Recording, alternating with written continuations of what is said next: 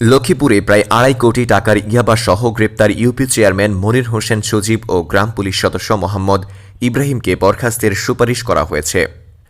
বৃহস্পতিবার ৫ জানুয়ারি বিকেলে সদর উপজেলা নির্বাহী কর্মকর্তা ইউএনও মোহাম্মদ ইমরান হোসেন বিষয়টি নিশ্চিত করেছেন।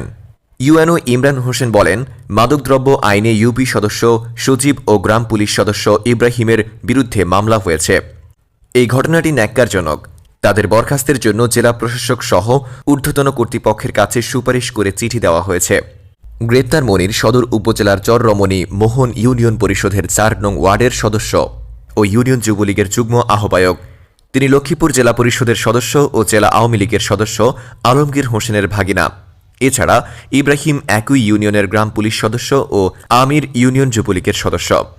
উল্লেখ্য, গত বুধবার ৪ জানুয়ারি বিকেলে র্যাব ১১ এর নোয়াখালী ক্যাম্পের নায়েব সুবেদার মোহাম্মদ নুরুল ইসলাম বাদী হয়ে গ্রেপ্তার ৩ জন সহ ৫ জনের নাম উল্লেখ ও অজ্ঞাত ৪ জনের বিরুদ্ধে মামলা দায়ের করেন। ২০ নং চররমণী ইউনিয়নের মধ্য চররমণী গ্রামের মনিরের বাড়িতে মাদকদ্রব্য রেখে বিক্রির গোপন তথ্যের ভিত্তিতে মঙ্গলবার ৩রা জানুয়ারি রাত ৩টার দিকে র্যাব ১১ নোয়াখালী ক্যাম্প ঘটনাস্থলে অভিযান চালায়। এ সময় মনির, ইব্রাহিম ও আমিরকে আটক করে র্যাব। তাদের কাছ থেকে ৪৩৬টি এয়ারটাইট প্যাকেট ভর্তি ৮৫,০২০ পিস ইয়াবা উদ্ধার করা হয়। ৩০০ টাকা দরে এর মূল্য ২,৫৫,৬০,০০০ টাকা। পরে মাদকদ্রব্য নিয়ন্ত্রণ আইনে মামলা দায়ের করে র্যাব গ্রেপ্তারকৃতদের সদর মডেল থানায় হস্তান্তর করে।